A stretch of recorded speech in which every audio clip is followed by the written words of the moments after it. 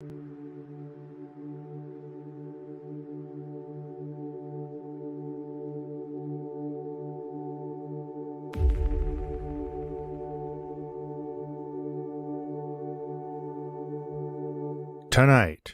you'll hear some gripes about the idea that believing gets you saved.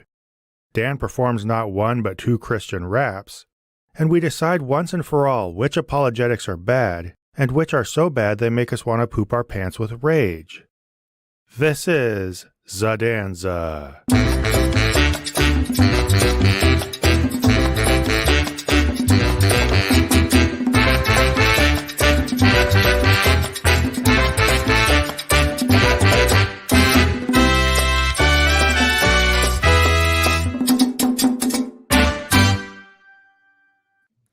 Hello, everybody, and welcome to another special episode of Zadanza. Dan, how you doing? I'm doing great, Zod. It is episode 2 of our brand new, brand spanking fun, fantastic show, podcast, YouTube live stream. We'll go with that.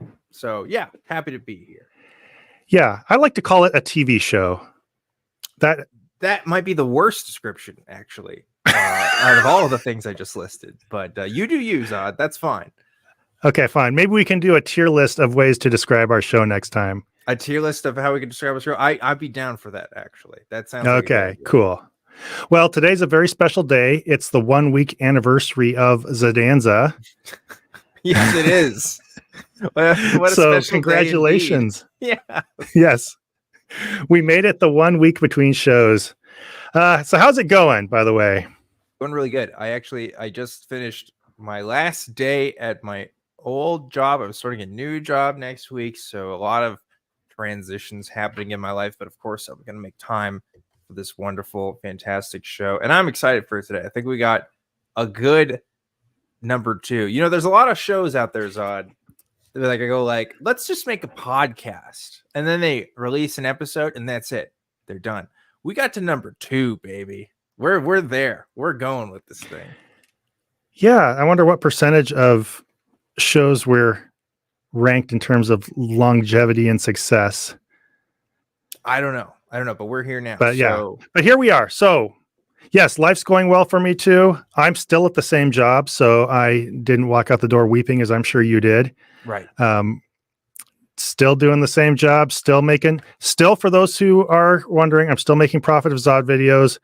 This is not affecting my Prophet of Zod output. I'm still every 2 to 3 weeks. So, you know, this takes a minimal amount of time really compared to making scripted content. And I'm still, for those who were expressing some concern, I'm still putting out regular Prophet of Zod stuff, even though you'll see me more regularly here. And those expressing their concern, this doesn't affect me posting to Prophet of Zod either. I'm still, you know, consistently putting out the same output of videos on the Prophet of Zod channel that I was before the show started. So, you know, just want to make that clear as well. Yeah. Yeah. So anyway, enough shenanigans. Let's do our television show. Yes. Today, for those who are, I just lost my train of thought. I already explained it in the little intro. If you missed it or have a short attention span, today I'm going to talk about the idea of believing in God and why I don't think that's adequate. Go ahead and throw some thoughts in the chat if you have any thoughts on why that's bad. If you're lucky and want to be famous, we might put you on screen. And then Dan has a very special treat for you. Yes. He's going to rap. Yes, and he has no idea, as me with my Jim Baker buckets, he has no idea what he's going to rap about. No so idea. That should be a good time. And then we're going to do a tier list of all the apologetics from bad to also bad. Yes. Well, it's a jam-packed episode today. We're going to get to some fun stuff. So I'm ready, man. Let's do it. And I'll just indulge Jason Sherwood's trolling. Nobody's going to dare put this comment on the screen. Your reverse psychology worked on me, I guess. Where are the ticket booths to the train of thought? All kinds of fun stuff going on in the comments. Still, nobody has shared their thoughts about believing in God, except Shannon has said she had thoughts. So don't just say it, prove it, I guess, if you wish. So I was just thinking the other day, something just really dug at me about the idea of just believing in God. I was watching a YouTuber, I think her name's Christy Burke. Check her out. She's pretty cool. And she was talking about the idea of believing in God for the sake of salvation. Mm-hmm. And something about that, whether it's something she said and something that just gelled in my mind, it really bothered me about just believing as a mode of salvation. Obviously, you can't force yourself to believe. Believing in a factual proposition is kind of a garbage way to get sorted between eternal torment and eternal bliss in heaven, all that kind of stuff. Yeah. But there was just something else that just really started to dig at me. And so I thought I would share it with you. Yeah. Dan, don't worry. I have a small PowerPoint. This is going to be very simple. This is just to lay out a really basic thought. So I need to emphasize, I have not seen this PowerPoint. This is a brand new presentation for me and the audience. So I'm looking forward to this. And I can tell you from the rehearsals, something inside Dan dies every time I put up a slideshow. But I promise this is really quick. That's not true. No, wait, I refuse. Something will die in the audience if we have too many slides, I think. Right. But this is very quick though. Yeah, we have all kinds of smart comments about the PowerPoint, so let's roll through this. The issue I have with this is with what this demands of Christians versus other people. This might be obvious, but I thought Zadanza was a great place for if I have these little thoughts that aren't quite enough to fill out a video, but I still want to just get them off my chest. So here's this. So the idea of just believing, if you're a Christian, Dan, what does that demand of you? What does that demand of me? It demands my unending servitude to an immortal, timeless, spaceless being that distributes justice on his own whim. So yeah, that's a lot, honestly. I mean, that's more than like what I pay in Netflix every month. I'll say that. Like it's a big commitment. That's true. That is true, but I took this in a different direction. Basically, if you're a Christian, just believing in Jesus, according to John 3:16, just means you keep believing what you already believe, right? Oh, yeah. I mean, if you're born into Christianity, sure. Yeah. That's what I mean. From the perspective of a Christian, you're born into this. This is already your belief system. This rolls off your back pretty easily. If you have no religion, this demands that you bring yourself to believe new supernatural claims, right? Yes. Which is a little difficult to do. If you're from another religion, you can probably fill in the blanks, right? What does it demand of you? Well, it demands that you abandon everything that you already believe about the world and adopt a new belief, right? Exactly. It's like you're psychic. It's like I abandon your religion and start believing in someone else's. Yeah, which is a big deal. And for the record, too, no religion also, I think, would include spiritual but not religious folks, right? Who may or may not have ontological commitments to the supernatural or lack thereof, right? I mean, I don't know. Yeah. There's a lot to be said there as well. Like you are still giving things up for that. Yeah. Yes, it is very possible to ruin the spirit of my presentation with nuance. I'm sorry. Okay. I'm sorry. But basically, what this all amounts to, I think, what I would like you to take from this and what I took from this is think of if a Christian would do either of these second two things themselves. They say just believe as if it's the easiest thing in the world, because for them, they just continue with what they're already invested in. Hold on to your own identity. Oh, what a big sacrifice. But would a Christian bring themselves to believe in some other supernatural claim, such as if it were UFOs or something else like that? Could they get themselves to buy into that? Or more to the point, would they be willing to abandon Christianity? Oh, just believe in something else and do that to get into their little a different kind of heaven. Yeah. So that's a big deal. I mean, you're right. Like there is kind of this like, well, what are you giving up by really believing in this stuff? Right. And it's like, that's just to get your foot in the door. It's like investing in a timeshare. It's like, it sounds really good, but then you kind of look at the details, and maybe it's not as good of an investment as you thought, and maybe there's hidden fees involved. There's a whole thing with it. So yeah. And I guess the whole core thing in here is this is one of many ideas where if you're a Christian, especially a fundamentalist, there's all these things that you just think sound super easy because you don't put yourself in other people's shoes. And so, yeah, I feel like it's a little uninsightful, almost to the point of being heartless, to expect that of other people and just act like that's the easiest thing in the world. I 100% agree. So that was my little thing. That's what I wanted to get on my chest. Yep. Wow. I told you I was going to keep it short and simple. That's the shortest PowerPoint I've ever seen in my life, Zod. That is crazy. Yeah. I just wanted to put those 3 thoughts up on there. I didn't want to actually have a bunch of slides. That's not even a PowerPoint. That's a poster at that point. Yeah. Shannon says, so no swipe fade. So it's a 3 out of 10 on the PowerPoint. And I think she's got a point. You should at least have like the Star Wars, swipe fade for one of them. That would have been good. But no, I think it's a good PowerPoint. So very good. My very deepest apologies. Hey, one thing we've never promised is to aim to please on this show. So, yeah. The last thing we want to do as entertainers is to give you guys content that you would actually enjoy. It's actually my duty to make sure that nothing that you consume on here is anything that you would actually like to consume. I'd like to force it down your throat and make sure that it's just a completely unenjoyable process. So, yeah. So speaking of forcing things down people's throats, that's completely unenjoyable. Dan, would you like to rap for the audience? Oh man, that could have gone like a bunch of different directions, but I'm glad it went there. Yes. God, Zod, of course I want to rap for the audience. Are you kidding me? Yes.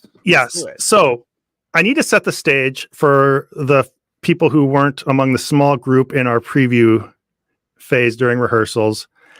Dan is going to present you 2 different raps. I want you to give the title of each one, Dan, and then perform it to the best of your ability. Be a little easy on him. It's not always super easy to get the rhythm down when you're reading something new for the first time, but he'll do his best.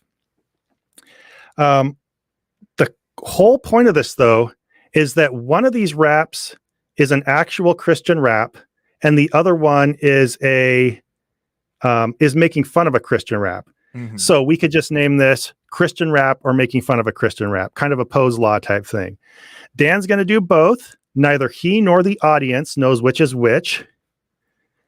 So would this be called a single blind experiment? I'm not sure.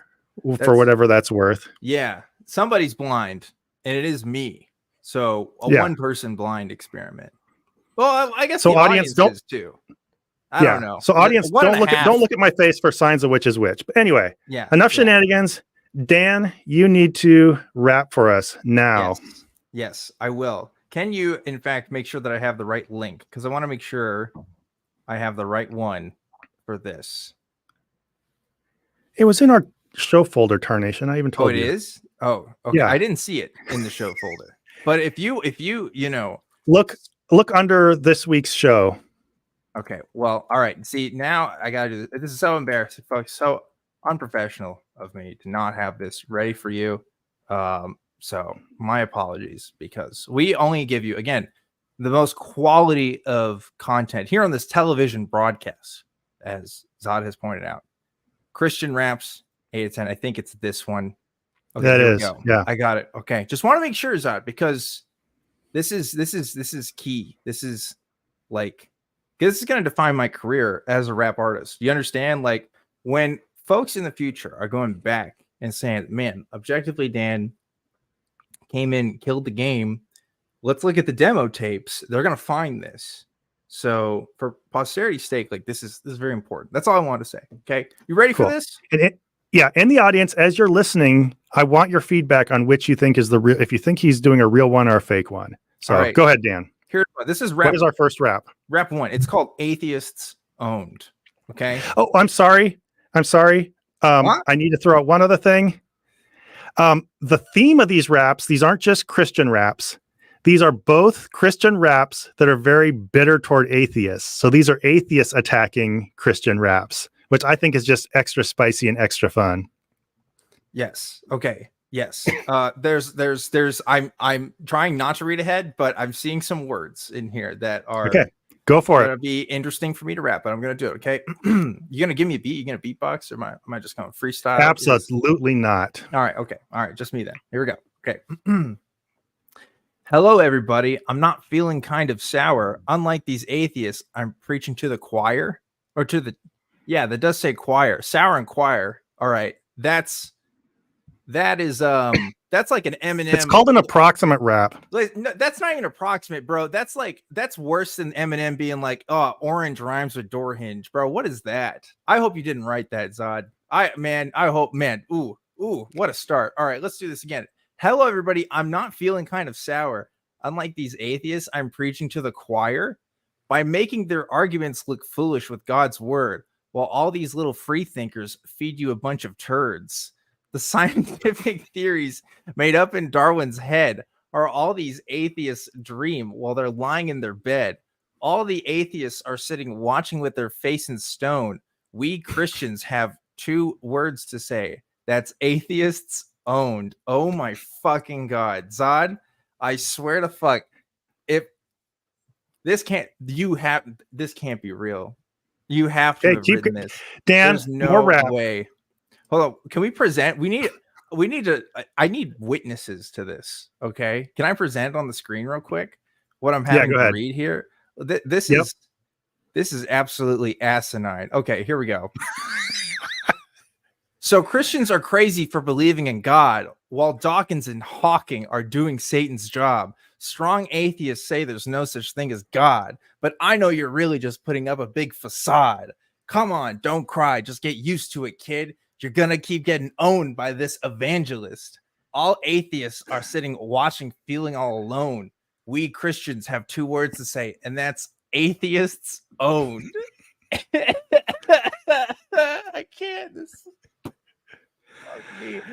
Atheists say we have the burden of proof. I just say that's a bunch of number 2. Shut up, dude. Shut up.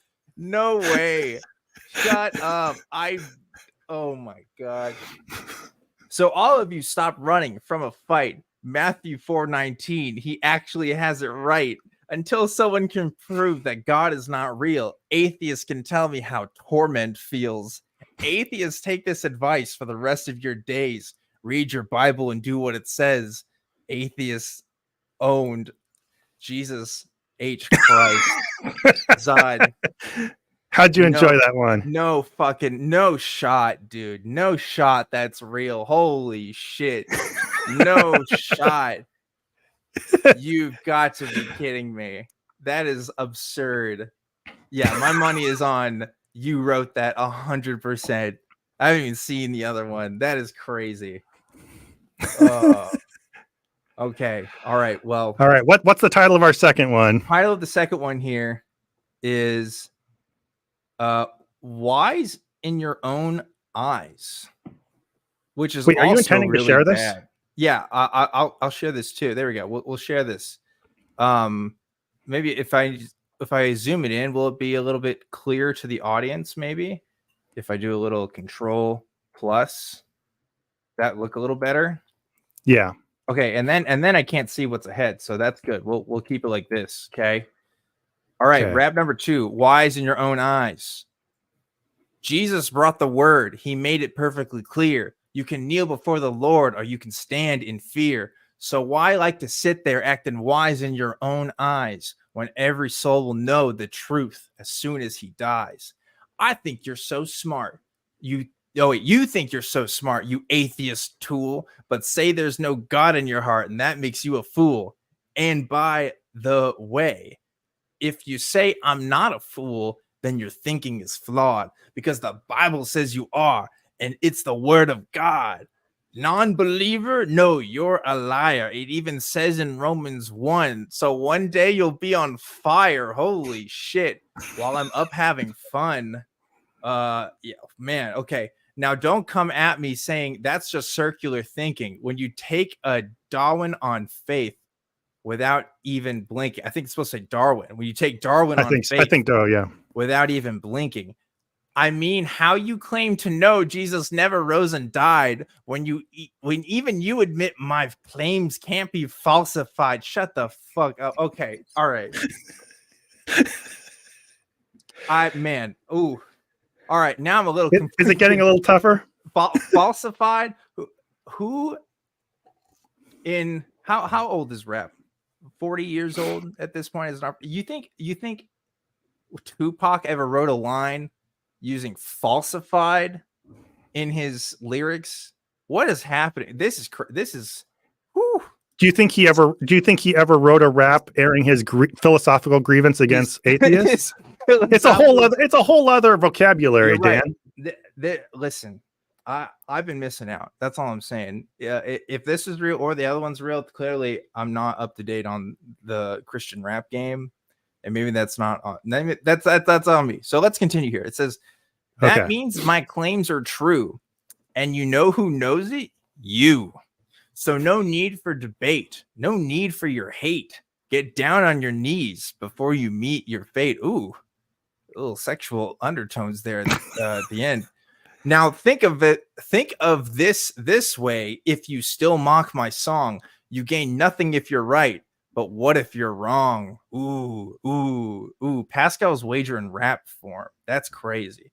Hello, everybody. I'm not feeling kind of sour. Unlike these atheists, I'm preaching to the choir. By making their argument. What? Are you starting the other one again? It keeps going here. Oh, sorry. The other one's repeated. Oh, okay, repeats on the. Okay, yeah. Okay. So that's I've already seen the end. Yeah, because that makes sense because that came from before. Okay, so that's our little rap shindig there. I think. Wow. Yeah. Ooh. Zod, those are some. So, what do you think, everybody? We won't sit and wait, but Dan, do you have a final judgment? There's no way the word turd was like published in a serious rap song. I think you wrote that first one.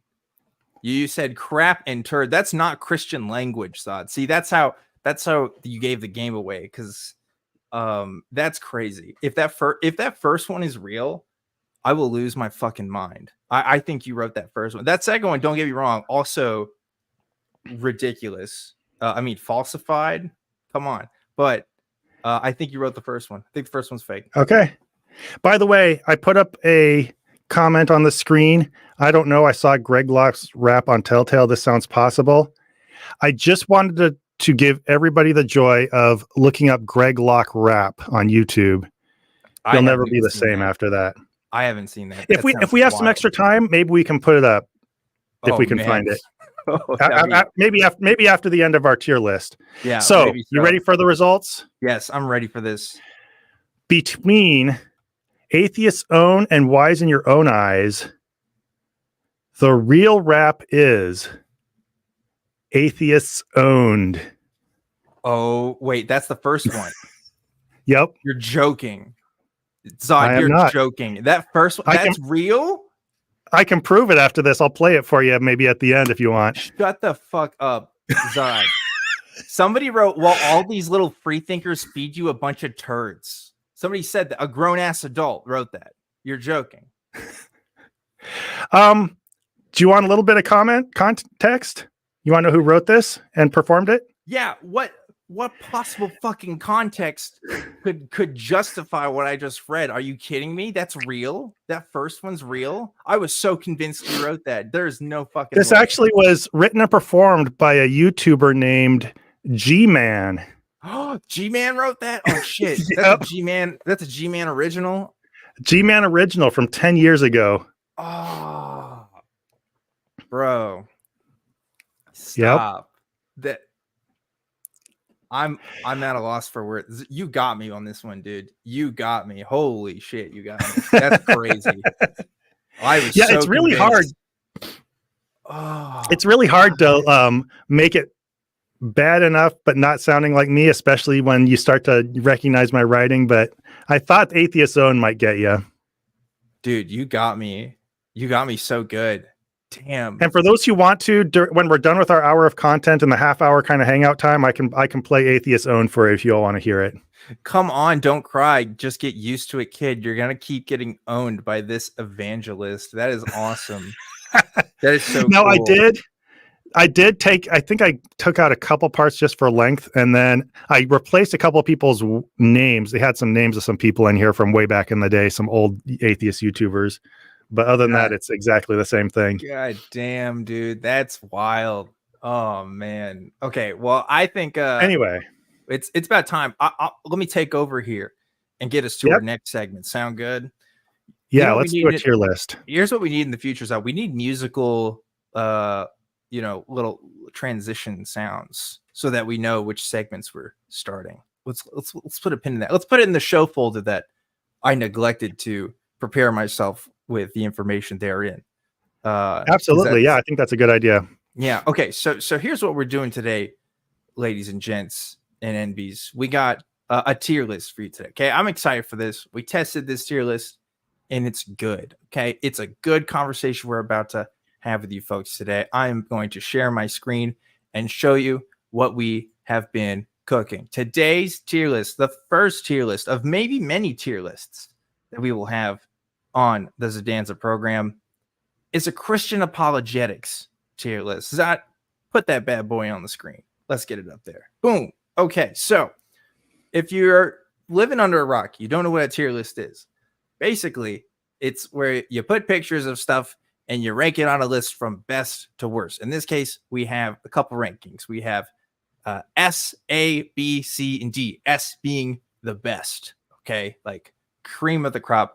D being terrible, dookie, whatever you want to call it. It's the worst, okay? Now, this is a bit of a different tier list because in general, Zod and I don't actually think any of these arguments are good, or at least not good enough to convince us of the truth of Christianity. So we're still going to talk about it, though. And we're still going to give rankings for what we think are better than other arguments. And you might be surprised by what we have to say about this. So maybe you'll learn some basic Christian apologetics today, or maybe you just want to hear our thoughts on arguments that you've heard a million times before.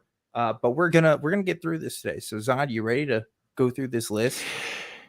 Yeah, and I just want to maybe contextualize my approach to this. I have trouble seeing apologetics as even being more or less convincing. So as I'll explain, I'm going to take various things into account, such as how intuitive it is, how much of an appeal it might have, if it sounds generally plausible. It'll be a little bit of a mixed bag. Dan and I might disagree. I have a feeling I'm going to make some of you very angry at some of my choices. So feel free to vent your rage if you'd like.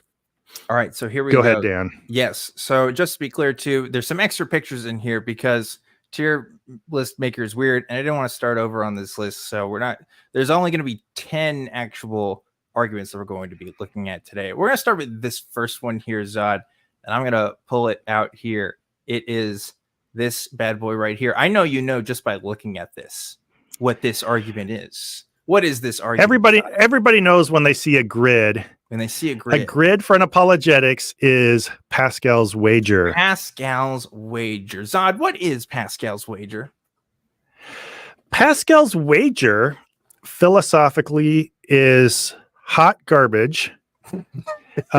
Basically, it's not even an argument for God. It's an argument saying that you should believe in God, or that it's beneficial to believe in God. It's essentially what if you're wrong boiled down into a formal argument of some kind. Yes. And I want to start with this one because you literally just went on a whole rant about this at the beginning of this show. I mean, like what is basically Pascal's wager, right? This idea that, look, all you have to do is just believe, and there's more benefits to believing than not believing. So why not believe just as like an insurance policy, right? Like that's basically Pascal's wager. So what's your feeling on this? What do you rank this thing? Okay. You just were going to get me in trouble right from the start, weren't you? Yeah, 100%. Yeah. Why do you think I'm here? So you're all going to see me rank things in weird ways, in ways that might make you angry. The way I rank some things make me angry. but I have to place this in relationship to some other things. And where you see me, where I put this, just keep in mind some of the other things that are coming. I put Pascal's wager middle of the road at a B. The reason is it's absolute nonsense philosophically and all that stuff. I see this tugging from two ways. It's about as bad as an argument can be in terms of quality and what it demonstrates to everybody. Obviously, it skips a lot of steps. It puts all your chips on avoiding one afterlife. It's obviously not plausible. It ignores everything about how you assess and respond to potential dangers. So yeah, it's the absolute worst philosophically, but the reason I put it middle of the road is because it's extremely accessible. It's it has just an obvious appeal to Christians. They can digest it. They think it makes sense. For that reason, I stick it in the middle. What about you, Dan? Okay, so yeah, you're right. We are going to disagree on this, and we're going to average out the differences between our picks here for this list, for the record, for those who are wondering. Okay, I think Pascal's wager is awful. I think like it maybe makes sense until you think about it for 5 minutes, and then it doesn't make sense at all. Okay, Blaise Pascal, very smart. No, my turn now, Zod. My turn. Okay, let me tell you how it is. I stopped myself. Chill out, dude. Listen. Blaise Pascal.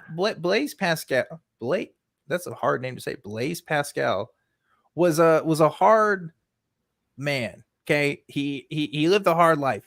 He did a lot of cool shit. Okay, very smart. Maybe smarter than me. Probably smarter than both of us.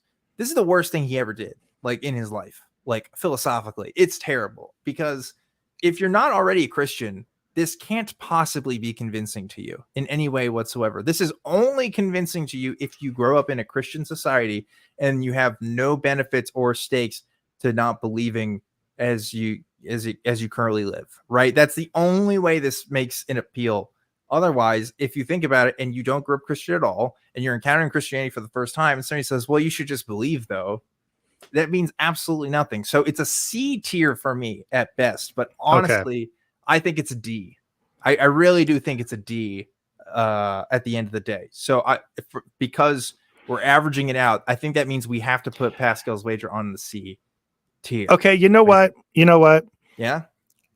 We would generally split halfway, but I think I could go with you on D.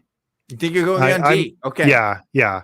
I'm halfway between B and C. So there are a lot of comments about, how we're doing this. So qualifiers for rating are plausibility and marketability. That is one pretty good broad strokes way of looking at it. It might be a little more nuanced than that. But yeah, when you see the reason for some of the other ones and the fact that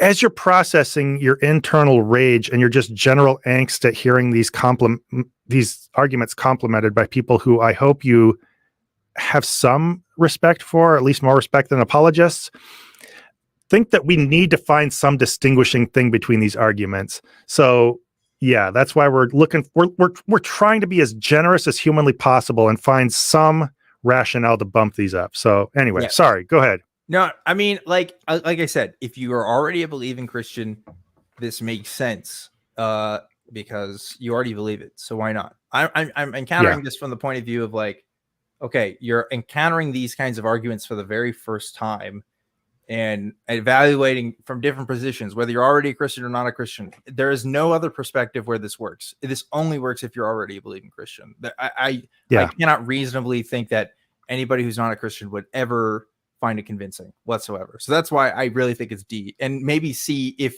because if you're a Christian, maybe, but even then, I think that's giving it a lot of credit. So, okay, we're landing on D tier. We're good with that? Yep. All right, cool. Let's move on then. All right, so here's another one where I'm just getting you in trouble today, Zod. Here's another big one. We're talking about the watchmaker analogy / argument from design. Okay, so now we're going on the other end of the spectrum. I'll go ahead and give my take first on this. Okay. Hang on. Is watchmaker analogy is this being lumped with argument from design, Yes. or are we going to see argument design separately? I'm putting it together because okay. And at the end of the day, the watchmaker analogy is an argument from design. But what I'm doing with this is I'm not citing specific arguments. I'm making general categories of arguments. So we can just call this argument from design, right? Okay, Just sounds argument good. from design in general. And so I know that means, okay, there may be variations between whether each argument, some might be better within that category. And I totally recognize that. But in order to be as comprehensive, yet also time sensitive, we just kind of have to go the categories route. Okay. So this is argument from design. One thing about arguments from design is it's very intuitive because anybody with two eyes and a thinking brain has probably looked at stuff or looked at human beings and looked at the way we work versus animals and think, we're kind of complicated, right? Like there's some complicated stuff going on here. And that's just talking about humans. Animals themselves are complicated physical beings. Most of them are anyways, right? Even plants are complicated. Even other base organisms also kind of complicated in a way. We don't fully understand the origins of life on Earth. We have general ideas and principles, which if we follow chemistry and physics and geology and all this other stuff, then we'll have some sort of idea of where life came from, maybe. But there's still a lot of stuff we don't know. And so saying, well, this had to come from a god, especially if you live in an ancient culture, like that makes sense. I really think argument from design is one of the stronger Christian arguments out there because God as an explanation, while we don't understand what God is or how he even creates stuff, I don't even know what it means for him to create, if he's just snapping his fingers or what. But like God as an explanation for that, I mean, it serves a purpose. I think that is one of the purposes of a God belief is to kind of fill in that gap, this sort of, seeing where things are at. So for that reason, Zod, I think it belongs in the A tier. There's obviously problems with it because if you are examining things and you're putting it up against nature, like, well, isn't nature also designed? What does it mean to put a design up against another design to see whether something was designed, right? That kind of doesn't make sense. So the argument still falls apart, but I do think it's intuitive. So I do think it's an A tier argument, at low A tier, maybe A to high B. Yeah, but still A. Maybe. Okay. Yeah. I would put the design argument as an S tier. Okay. Simply because it is extremely intuitive. It's hard to explain why it doesn't work to somebody who believes in it. And this, like some other arguments, this is one of the ones that once I cut through the garbage and see it for what it is, it obviously has some extremely huge flaws. Along with the ones you discussed, being that if you're talking about a tri-omni God who created literally everything and could have created everything any way he wanted to, him designing the universe for humans doesn't make any sense, because if you've seen my video on intelligent or the argument from design, you'll know that my sixth and last item was for every, and this is something I say often, for every problem he designed the argument to solve, he also designed the problem. So when God could not have designed the universe to accommodate us and help us survive, but until he had actually designed us so that, for example, he created Earth with an atmosphere, but he had to specifically decide we would die without an atmosphere. And he had to design the idea of needing oxygen and stuff like that. Sure. Same goes for temperature. He had to go out of his way to decide that we would constantly need to fuel our bodies with the remains of other creatures, and on and on and on.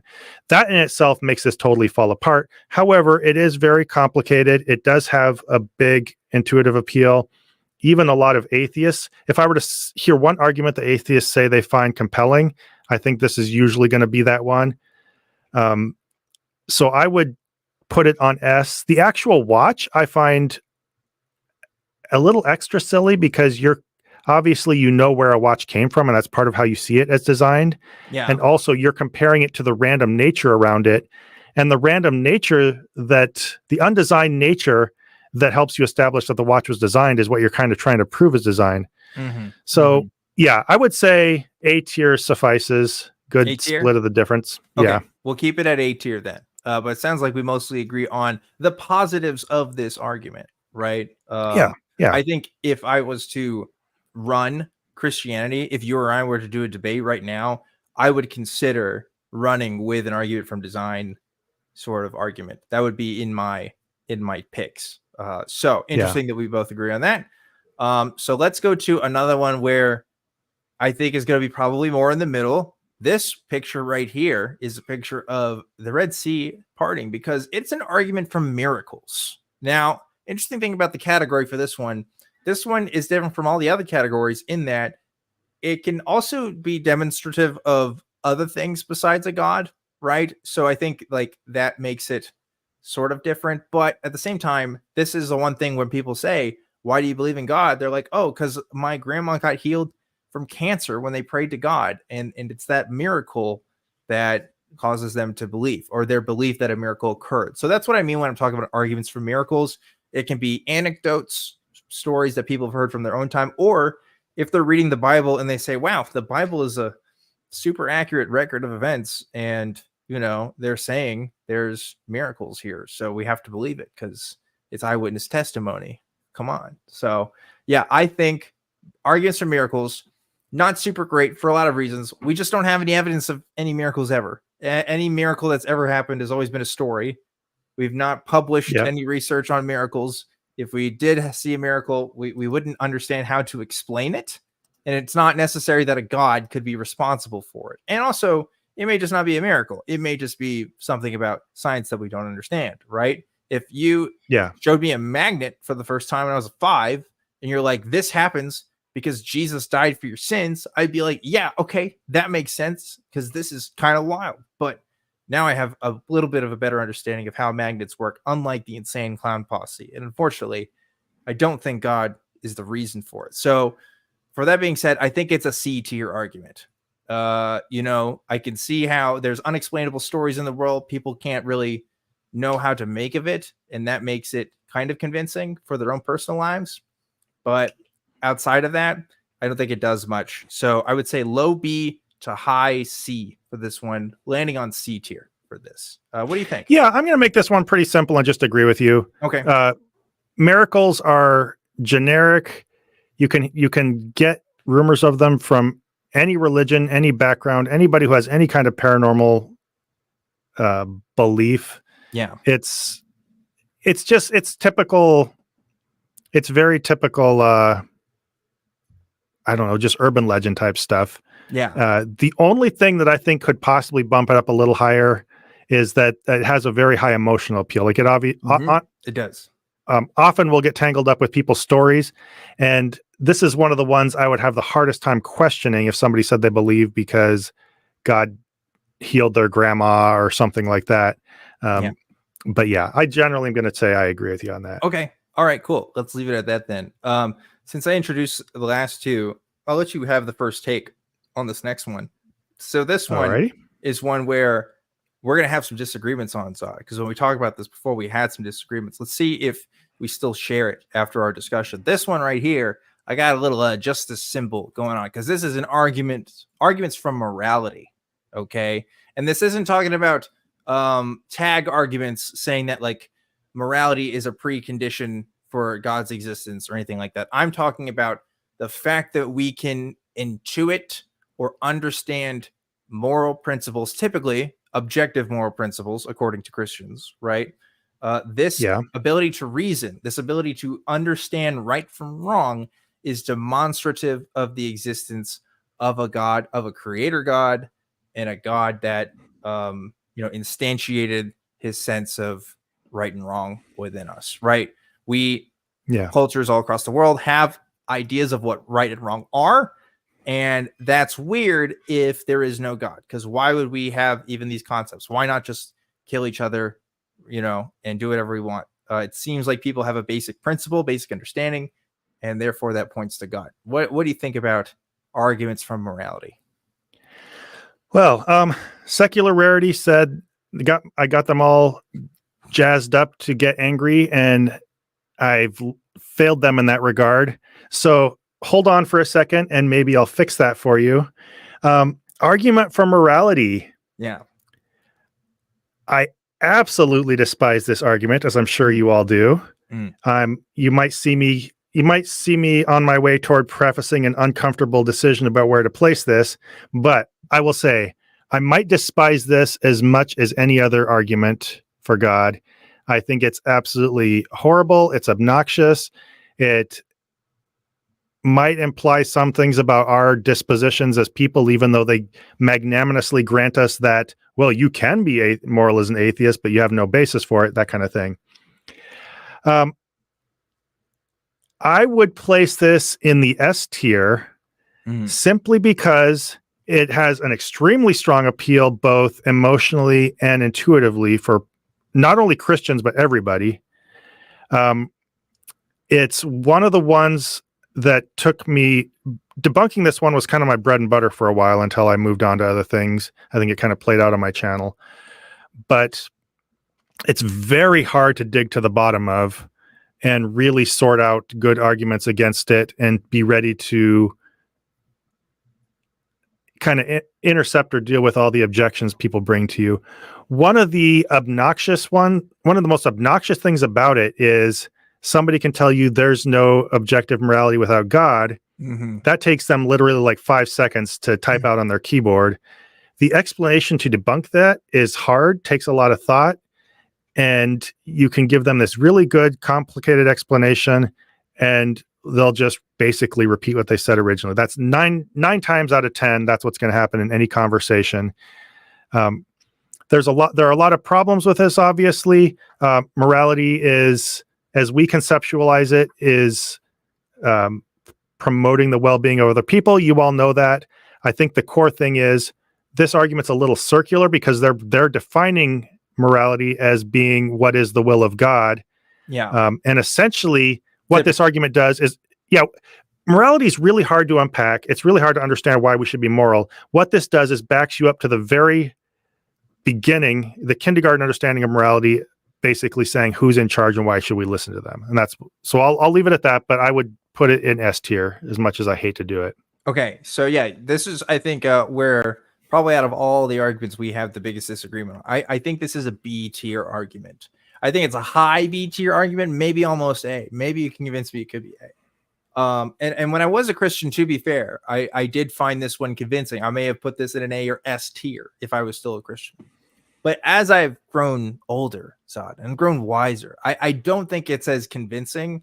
And I wonder if my Christian upbringing sort of made this argument seem better than it actually is, which is why I don't rank it as high as I used to. So the big thing is, of course, when we talk about morality, when we talk about ethics, right, it's not a very controversial statement to say that most cultures on Earth, while there are lots of similarities, there are also many, many, many, many, many differences between what you consider right and wrong, and also changes over time, including within the Christian faith. I mean, this is easily demonstrable. Just literally point out like any law in Leviticus or, any of this Old Testament stuff. While yes, a lot of them are pertaining to very specific, rituals and areas that may not pertain to like general moral advice for people at all times.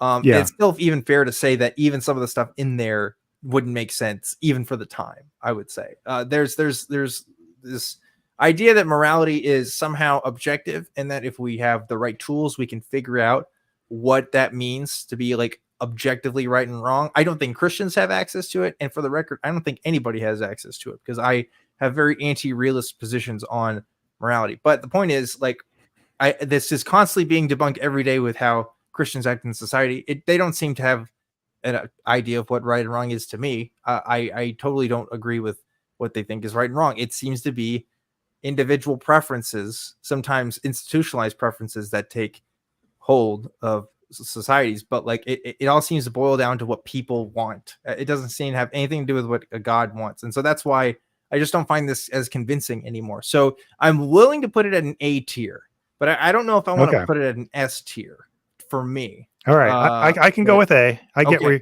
now I would say I don't find it convincing. I don't think I ever did, but it's one of those ones that it's hardest to go from in my gut, I know this doesn't make sense, to being able to articulate why and actually sort out the nuts and bolts in words. Yeah. That can be a journey. Anyway, let's move along. Ethics is a big topic too. So now we've put 2 arguments in the A tier. So let's not freak people out too much, and let's put a awful argument next. Okay, let's do a really bad one. So what I have here is this little circle. You can't really see the text, but it says, the Bible is infallible. We know the Bible is infallible because it tells us it is, and we can trust it because the Bible is infallible. Right? We're talking about these sort of presuppositional arguments. Okay, presup in general that can also include arguments like tag, and sort of these other kinds of things. Although I do have ontological arguments sort of separately. Okay, so this is just presup. This is general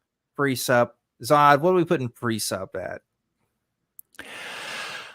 I'm going to make this simple and put presup in the D tier. Yeah. Because it belongs in a toilet, and so does everybody who uses it. This one is just absolute garbage. It basically is nothing but a bunch of weird twists and turns in semantics, endlessly splitting hairs over the meanings of words, running people in circles, getting literally nowhere. Yeah. If I were to put it in the simplest terms possible, and you can YouTube clips of this if you've never seen it before. Presuppositional arguments, the people who use presuppositional arguments are basically the sovereign citizens of apologetics. They really are. It's just, they have a unique vocabulary, and they're just really eager to share it with you, and they just run you in circles over the meaning of words, and it's just totally obnoxious. So yeah. Yeah, I agree. Maybe the worst one out of all of these presup. I don't think it's convincing to most Christians. I think most people who hear presup are like, that's stupid and that's dumb, despite your background. It's very rare that you find people who are actually convinced by these kinds of arguments. A lot of people that run presup are just trolling because of sort of the blockers that it puts up. What a presup is trying to do is they're mostly trying to question your own understanding of mainly topics like epistemology and your understanding of how you come to know things, right? So presup for any person who seriously studies philosophy just doesn't do anything for anyone. And casually, again, I think it's stupid. I think it's dumb. Yeah. I think most people would agree. So D tier, natural D tier. Yeah. Cool. I would go so far as to say that people who use that argument are maybe trolling for attention. If not, they know it gets them a lot of negative attention. And yeah, 100%. That's all I have to say about that one. We have 5 down. We've got 5 more to go. Again, I know there's a few more pictures in there, but those are extra. So let's keep this going. Here's another one, Zod, that I'm curious to see your take on. I've got a picture of a cross, and then there's a couple of other religious symbols in here. So this is the idea of universal religious belief. Okay, this is commonalities within people.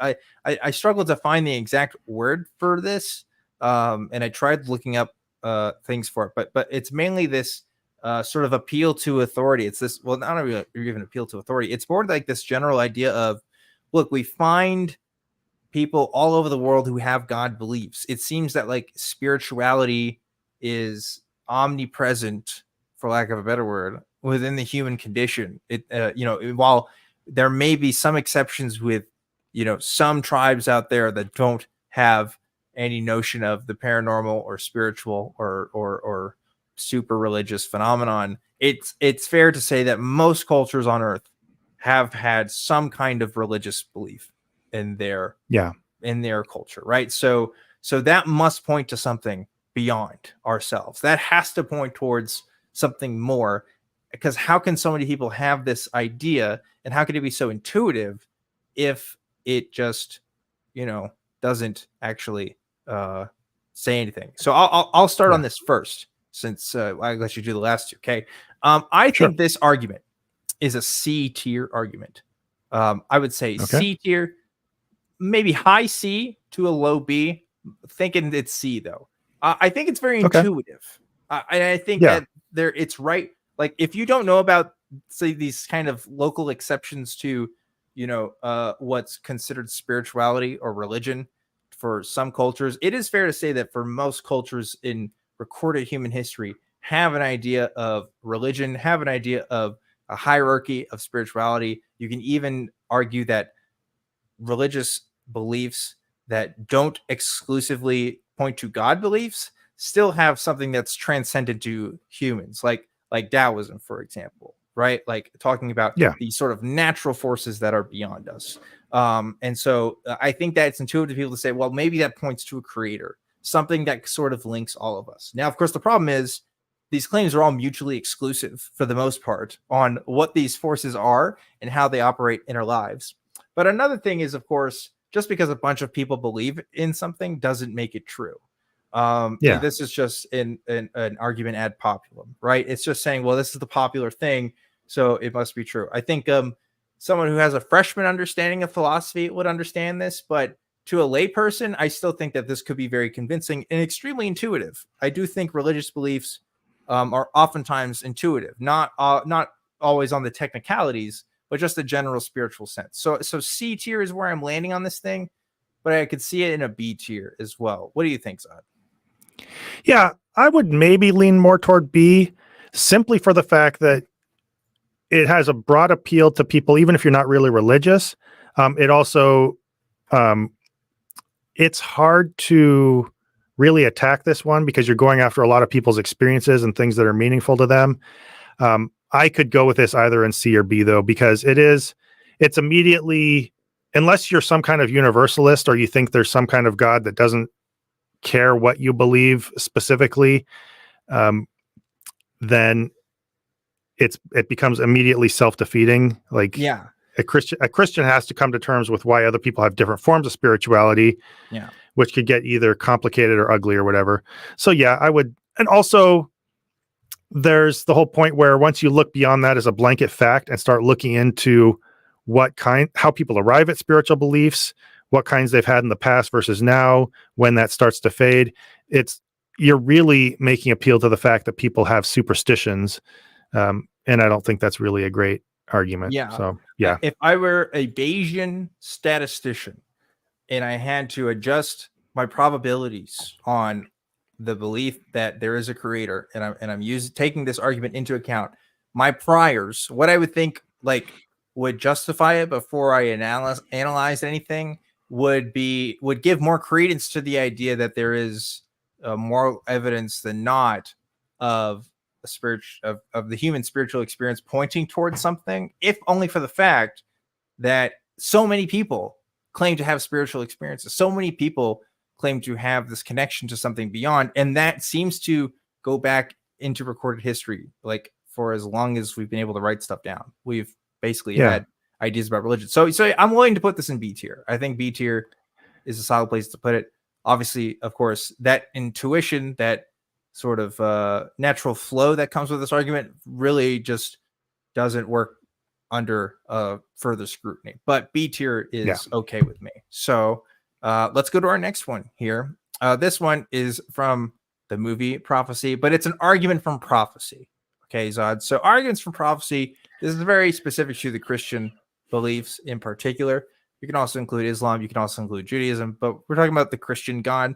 A lot of people say, look, we know God is one, not only real, but that the Bible also talks about real things because of this idea of prophecy and how humans have been able to interpret the divine and interpret God's will through prophecy. So the Holy Spirit interceding with people can give rise to visions of the future and predictions that can come true about it. So obviously you can prophesize about the future and not believe in the Christian God, but this is something that people point to when they talk about Christianity as a whole being true, and also God. But it does have a broader appeal to it. So Zod, what do you think about arguments from prophecy? Yeah, I want to start making this pretty quick, but I would say prophecy is pretty straightforward. I see this as really generic Nostradamus type nonsense at best, just generalized statements about the future, nothing specific, nothing time sensitive. And so it's just fits in with all the claims that everybody else makes about everything. And one thing that's especially stupid about it is that a lot of the prophecies are people who wrote later parts of the Bible referring to earlier parts of the Bible, as if that proves anything. Mhm. And that just is kind of especially dumb. So I would put this at C, about as low as you can get, except it's a little more intuitive and accessible than some of the other really just egg-headed ones. Yeah, I agree. I don't think it's as intuitive because you have to know about the Bible to know this. So it's going to Mhm. appeal more to Christians. And I think it would appeal to Christians pretty strongly. But if you don't know anything about the prophecies themselves, you can't really verify it. So yeah, I agree. Low C to high D. So I'll put it in C, I think is fair. And by the way, I knew actually you were going to put it there. So that makes me a prophet, I think, which may actually raise the argument on the list. Might just make it S at that point. But But then anyway. it wouldn't be in C, and then it wouldn't be a prophecy anymore. Oh, yeah, you're right. Hmm. Yeah, never mind. Okay. So moving on. Here's the big bad boy, Zod. We have a doozy. This is an argument from nothing. Creation ex nihilo. Okay. We're talking about the William Lane Craig, the star apologetics argument. I want to talk about this one first. Okay. Go ahead. Arguments from nothing, talking about creation from nothing, I think is S tier. And I think it's the only S tier argument on this list, probably. I think it is universally intuitive. People wonder all over the place, why is there something rather than nothing? And look at the way things are. Like it seems that Yeah. there is intention in all of this. And this is beyond just an argument from design, but more just like an argument for like, why the fuck is anything? Right? Like it even goes kind of beyond that scope. So I think it's like really good, actually. I think this is a hard one to counter as well, because we don't know why there's something rather than nothing. That's just not a Yeah. question we can answer. Now that doesn't mean that a God is the answer to it, but we actually, we can't substitute it with anything else. All we can really say is we don't know. So if I was a Christian apologist, or if I wanted to run Christian apologetics, argument from design would be up there for one of them, but this one, 100%, I'm putting in my list of ones that I would use in variations of this argument. Because I do think it's incredibly intuitive. It's really hard. You have to talk about what nothing actually means versus something, and knowing Yeah. about like the origins of the universe and stuff. There's a lot of complex physics to it and stuff. So yeah, I think it's the S tier and only S tier argument on this list. What do you think? Yeah, I would agree with you. This is really the ultimate God of the gap argument. It's pushing out as far as you can into the unknown, and it's your intuition. It appeals to your intuition on the ultimate level because we only see progressions of cause and effect. Obviously, that gets belied by certain, I think, things in quantum physics and stuff like that. Yeah. But as far as our daily experience, you can easily argue that an infinitely regressive universe doesn't make sense. It's really hard to get people to understand. Basically, way back at the beginning, something has to defy our intuition in a way that blows our minds. And so it's easy to just convince people, especially Christians, to put God in that little pocket. And it's really, really hard to explain what else that can be. And you really just have to say, I don't know. Yeah. And having an answer to some people feels more satisfying than I don't know. So I would. Yeah. Yeah. Yeah. Yeah. Okay. So I think we agree. S tier for this argument. I predict this will be the only S tier, but Christian apologists, take note. Okay, if you want to talk to us, this is how we feel about these arguments. So we got two more here. Let's go quickly through these last two. Zod, here is a dookie argument, in my opinion. We're talking about the ontological argument. Okay, straight garbo, trash, D tier. What is the ontological argument? Well, the truth is there's not one ontological argument. There's multiple ontological arguments. They all kind of share some common themes and patterns, but the general gist is it's based on predicates. It's kind of like presuppositions, but it's a little more complicated than that. But the idea is mostly that we're talking about possibilities. We're talking about states of existing, and we're talking about a priori knowledge of things. In other words, if we can know that certain philosophical things can be true, then we can conclude other things about philosophical things. In the ontological argument's case, it's look, if God is a maximally great being, then if they're maximally great, then there is a possible universe in which they must exist, and a maximally great being can exist in all universes, and therefore God must exist. Like that's like kind of a version of an ontological argument. That's like the best 15-second summary I can give of it, and it's dog shit and it's trash. It's so bad. Yeah, it is. It's the worst. Like nobody thinks like this. It's super intuitive. Common people, when they hear this, I literally have seen this reaction of that. I don't understand. This doesn't make sense.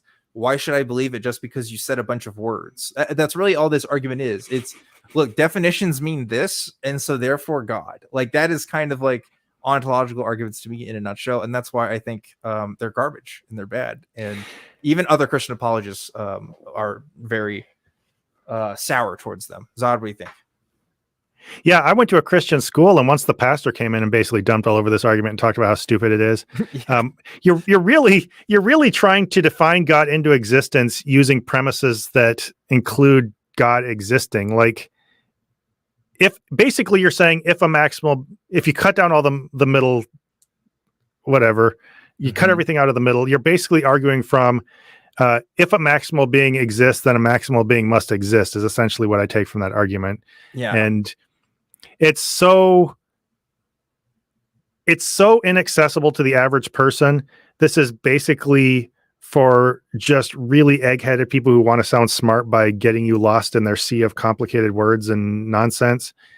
And I had trouble actually when I tried to look this up, a couple of years ago or so. I had trouble really getting my mind around what the argument was, and that just doesn't bode well for it if you want to make it of any use to anybody. So I see this as one of these just hugely niche things that a couple, egg-headed apologists just sit in the corner and wank to, and that's about it. Yeah, I agree. 100% D tier, trash, hate it, stupid, never found it convincing. Last argument that we have here, okay? It's an alliterative argument, Zod. It's by our friend C.S. Lewis, who said Jesus was three things, Zod. He could have been three possible things. He's either a liar, a lunatic, or Lord. Okay, that's C.S. Lewis. He wrote Narnia. Okay, so what the fuck do you know? Is my question. So yeah, what do you think? C.S. Lewis, the Lewis trilemma, as it's called. Zod, what are your thoughts? So, yeah, I hate this one. I hated it when I was a Christian. In fact, there was a certain point and I'm going to get to this actually in my next, my next deconversion video is coming out next week. The one after that, which might be who knows how many months in the future, because those things take forever to write and make. But I got to this place where I had a big discomfort with a lot of apologetics, but I wanted to salvage certain apologists. Like, how if you go after William Lane Craig, that makes Christians more angry than if you go after Jesus himself, because he has this very special place in their mind as the ultimate defender. Once you've disproven everything else, Craig is still that untouchable fortress. And for me, I'm getting off on a tangent, but whatever. For me, C.S. Lewis was that. I wanted C.S. Lewis to be untouchable. He had to be that big philosophical voice. So I saved some version of that to make sense and thought, oh, this is just that Josh McDowell boil it down to some nonsense that actually tries to deduce Jesus was God. It's incredibly silly. It overlooks so much. It comes off as pandering.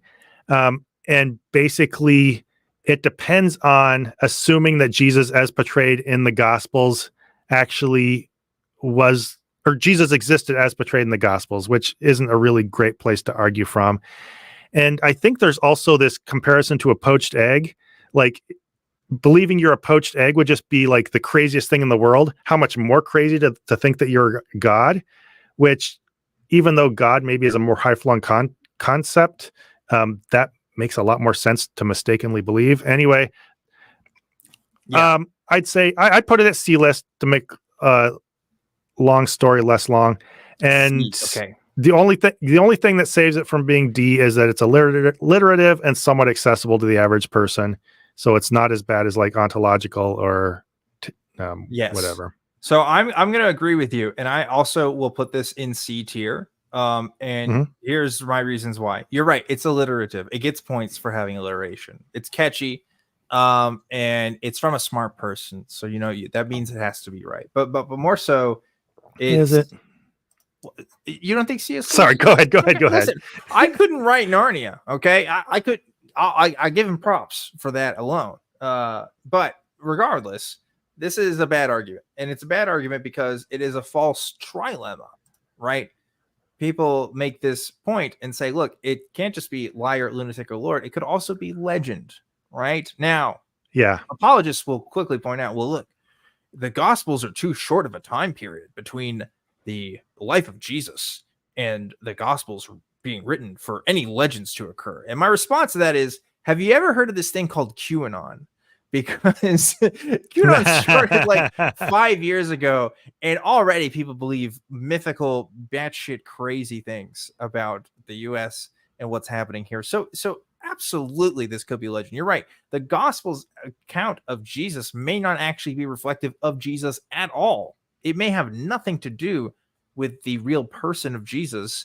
So we can't use these accounts to evaluate who Jesus actually was. If you're talking about like David Koresh or Jim Jones, for example, yeah, you could say those folks are liars or lunatics, but we have their actual speech to look at, right? We have their actual written words and oral words that were given to people to examine. We don't have that for Jesus at all. We have what other people have said Jesus has said. And if you look at all the gospel accounts, and I'm not talking about just in the Bible, I'm talking about everything that's ever been said about Jesus, Jesus has said a lot of things. So this doesn't really work. And it doesn't mean that he could be God. He could just be, I guess if you're kind of delusional as lunatic, that's part of it. But yeah, C at best.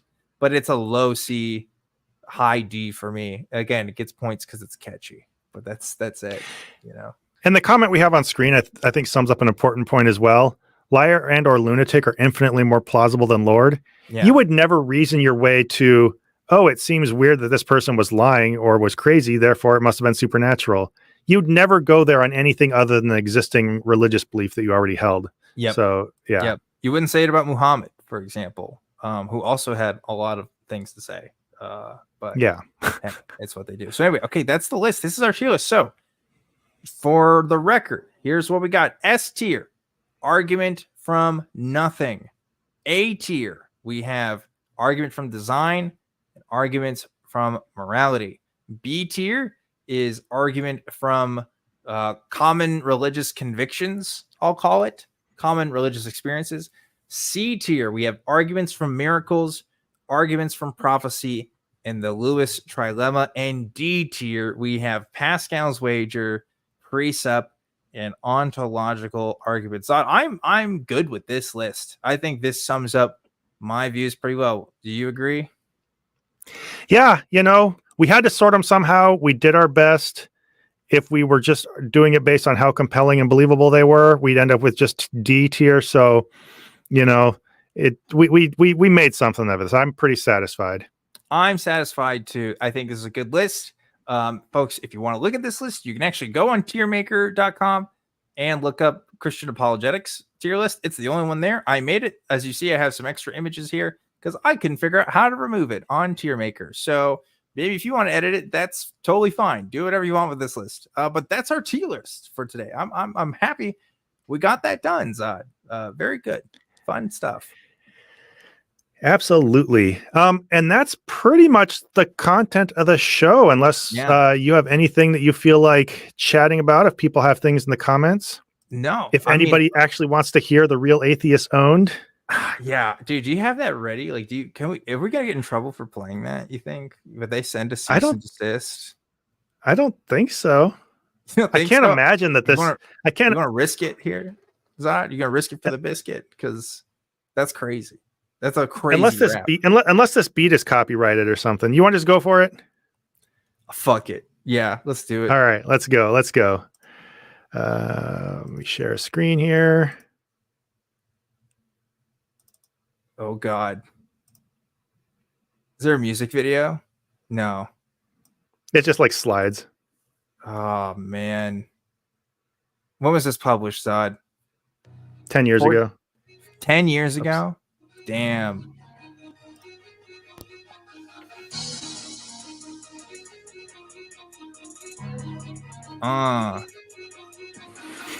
Atheist owned.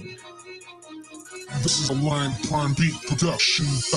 Hello, everybody. I'm not feeling kind of sour. I'm still owning these atheists. I'm preaching to the choir by making their arguments look foolish with God's word, while all these so-called free thinkers feed you a bunch of turds. The scientific theories made up in Darwin's head are all these atheists dream while they're lying in their bed. All the atheists are sitting, watching with a face of stone. We Christians have two words to say, and that's atheist owned. Oh, man. Oh. Dude, can we make this a theme song? Holy shit. What I love is you perform this better on the fly than he did rehearsed. So Christians are crazy for believing in God, while Dawkins and Hawkins are doing Satan's job. Redline and Live Life work for Beelzebub, while Robin Dupree just wants to have his son. Strong atheists say there's no such thing as God. Redline's a goopo, just putting up a big facade. Redline, don't cry, just get used to it, kid. You're gonna keep getting owned by this evangelist. All atheists are sitting, watching, feeling all alone. We Christians have two words to say, and that's atheist owned. Oh, man. It's the ad-lib there that gets me. Atheists say we have the burden of proof. I just say that's a bunch of number two. So That's my favorite line. Stop running from a fight.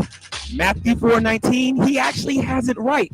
Until someone can prove that God is not real, atheists like Redline tell me how torment feels. Atheists, take this advice for the rest of your days. Read your Bible and do what it says. Atheists owned. Oh, man. Dude, I'm owned right now. That's crazy. I'm owned. How can I compete? Wow. So, yeah. Whoop. Listen, the atheist debate sphere has come a long way, huh?